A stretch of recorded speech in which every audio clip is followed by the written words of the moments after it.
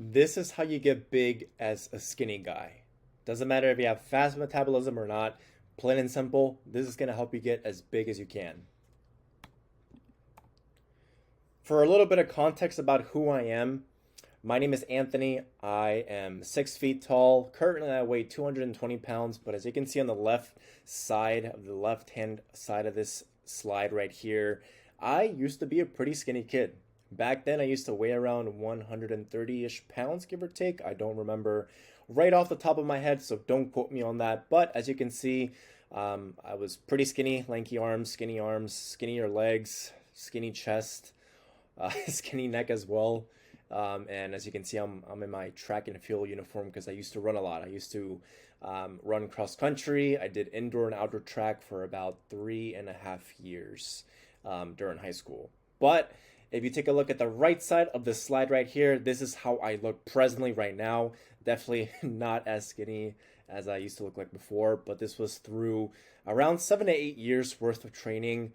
A lot of trial and error just to figure out how to properly bulk, how to properly be fit, how to properly go from being a skinny guy with a fast metabolism to being the fit person that I am now.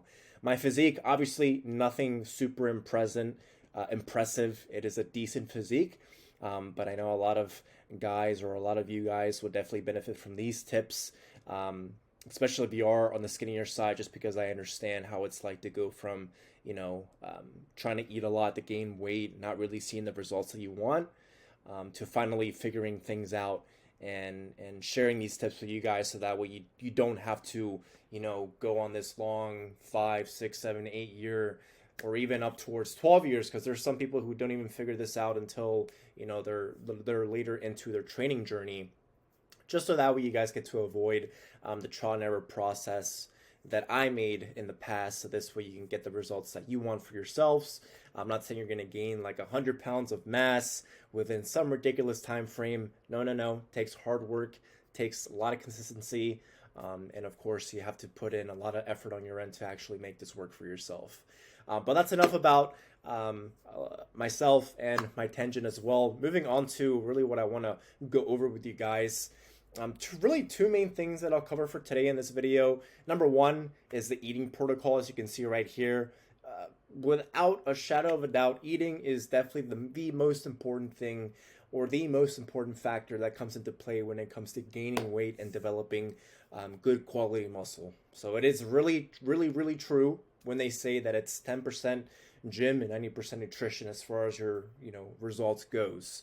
So if you are someone who is looking to gain weight, who is looking to gain muscle, then by far the main focus should be on your eating. I'm not saying you should just focus on eating as much food as humanly possible and not paying any attention to the training side of things. But what I am saying is that you need to make sure you need to get your eating in order, so that way when you do train, you really get the most of out of what you're doing inside those gym sessions. So make sure to eat in a surplus. If and by any chance you're not sure how much you should be eating in a surplus, we want to make sure that it's not a huge surplus to the point where you're going to be in dirty bulking territory. Because basically what dirty bulking is that you have that eat everything in sight mentality. You have the eat everything diet per se. So basically people who do the dirty bulk, they have no regards to how much fat that they gain. Their primary objective is just to gain weight, with of course some muscle gain coming into that process, but more fat gain than muscle gain, without a shadow of a doubt. So you might be asking, how much, what is the kind of range I should be looking for myself as someone who wants to gain weight, gain muscle without getting so much fat in the process, when it comes to eating in a surplus? And that's a really good question. And what I always say is a great range to aim for is 300 to 500 calories above your maintenance calories. So that is a fantastic range for you to shoot and aim for, and that'll put you in a surplus frame right there, or a surplus category would be much better said. Now, this is what is called a lean bulk, when you just slightly increase the amount of calories that you're eating. Now, it might take a little bit longer for you to reach the end goal that you're trying to reach for. Say, for example, you're trying to put on 20 pounds of mass.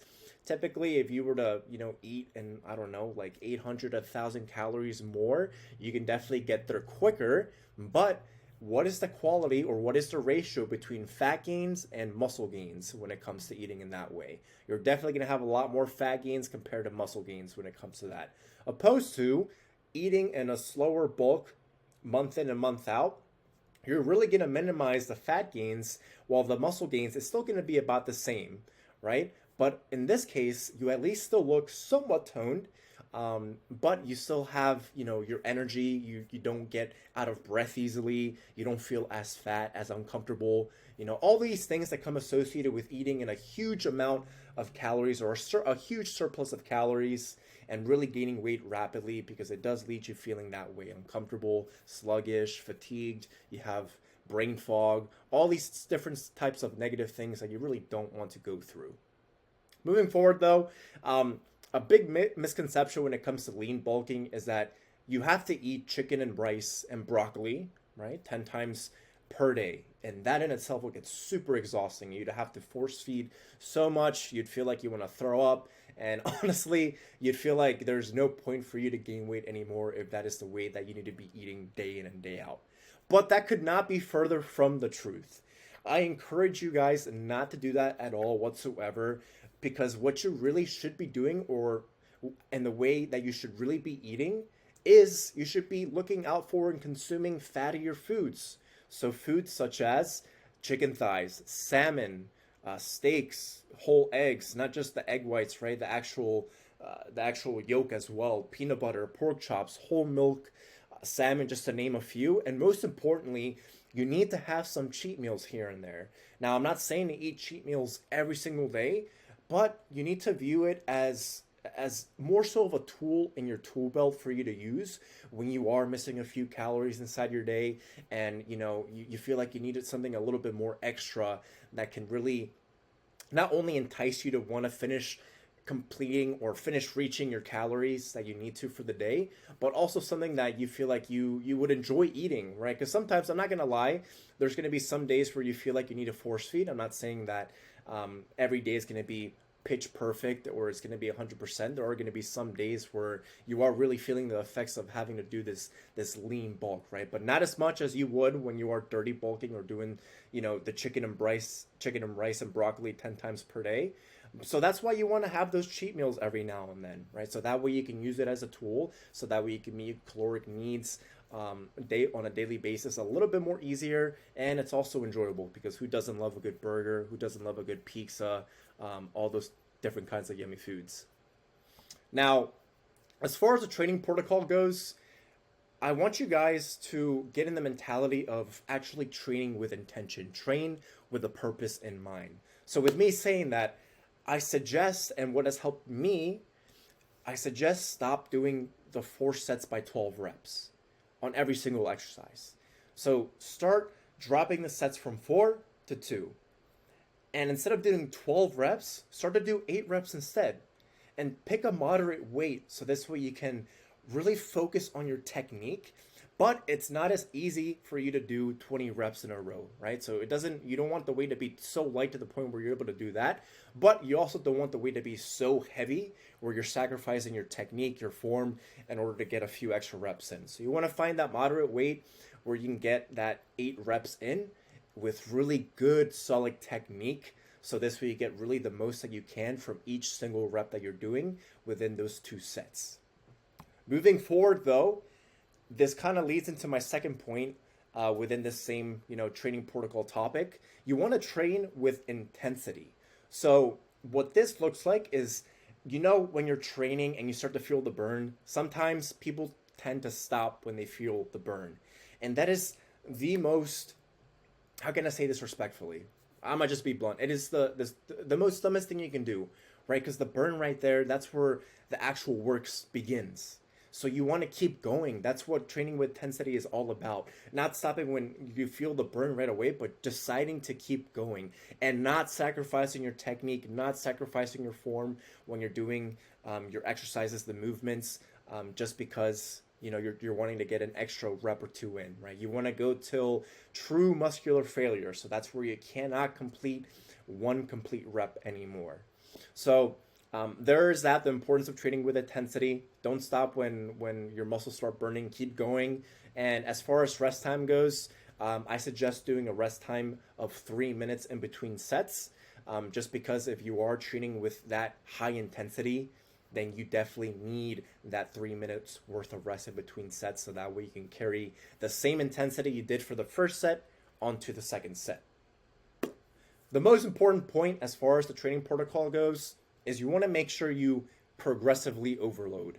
And what progressive overload means is basically just adding more weight to the bar, adding 5 extra pounds, 2.5 to 5 extra pounds of weight to the bar, because you were able to complete last week's weight successfully for the amount of sets and reps that you wrote out for inside the program, without sacrificing your technique though.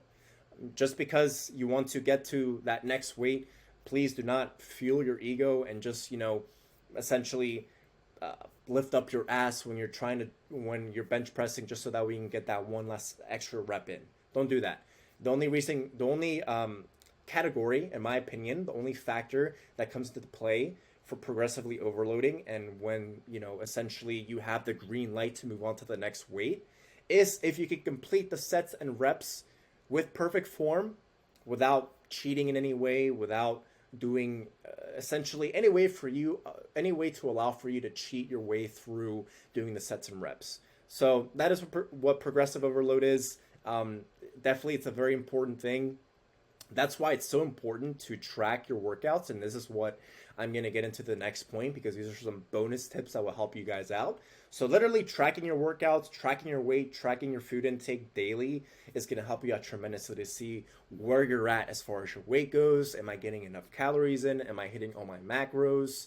Am I getting stronger within each of my workouts? Like, what does that all look like? You want to have that data written down somewhere, whether it be the Notepad app in your phone or on a notebook, wherever it is. Just make sure you have that data down, because it's so important to analyze that and see if you're slowly doing an upward trend, as far as your weight goes, your strength goes, all those different kind of things, because it's so important. Because if one week you start stalling and you don't have all that data that you need written down, you would have no idea that you're plateauing, that you're stalling in weight. Right? And so then no wonder you're kind of confused as to why you're not gaining weight, why you're not gaining muscle, or maybe you're not eating enough as you think you are. So that's why it's so important to write down these little things, because they do make a big difference in kind of the grand scheme of things. So as far as force feeding goes, kind of my last two tips here to finish off this video. If you find yourself having to force feed, what I recommend is doing an analysis of your eating in a day. Right? Are you spreading out your meals? Are you going on walks? Because these are the two most important things that you could do for yourself, so that way you won't have to feel the need to force feed, or at least to minimize that as low as possible. Because there will be some days where you feel like you need to force feed, much like what I said in the beginning of the video here or a few minutes ago. So spreading out your meals, maybe like 2.5 to 3 hours apart. Whatever works best for you. If you have a job, I recommend having some protein snacks that you can munch on here and there if you're able to, so that way you're able to hold through and really build up those calories for when you have the bigger meal later into your day after you're done with work. Going on walks, plain and simple. Just if you're moving, you're able to aid your body in digestion, so that way essentially you can break down the food a little bit easier, you work up an appetite, and you won't feel so sluggish or so out of it, so fatigued, and you won't feel like you don't want to eat your next meal. So definitely go on walks if you're not doing so already. You might be asking, like, when should I go on walks? After each meal that you have, at least for a good 15 minutes. It doesn't have to be anything crazy, just enough for you to feel good and have that mental note to yourself that, okay, I feel pretty good. I don't feel sluggish. I feel like I could maybe, I don't know, go back home and relax, and I'd be prepared and well ready for the next meal that I have to take on in maybe like 2 hours or something. And the last point is the most important point. You want to be super consistent with what you're doing. So your training, your eating, tracking your weight, everything. You want to be super consistent with it because consistency rules all. I know motivation is going to help you get started when it comes to gaining weight, gaining muscle, but really discipline it's what's going to take you far and allow for you to be super consistent day in and day out when it comes to your fitness journey. So definitely make sure to be consistent. If you feel like you need help, reach out to help, whether it be someone you know or even myself. I'm more than happy to help you guys out in any type of way, whether it be with more tips, more motivation, whatever you guys need. But that concludes this video. Please make sure to subscribe, like, and drop a comment if you feel like this video was helpful for y'all. In case you are a skinny guy with a fast metabolism who is looking for a little bit more of a personalized approach when it comes to gaining weight and gaining muscle because you've tried a lot of different things, or maybe you just want to avoid the trial and error process of doing things on your own and making some mistakes along the way, feel free to click the link in my description or even on my bio within YouTube. So this way you can find a good time within my calendar to see if I could potentially help you guys out, get to your goals a little bit quicker in a more efficient and systematic way. But until the next video, guys, take care. Peace.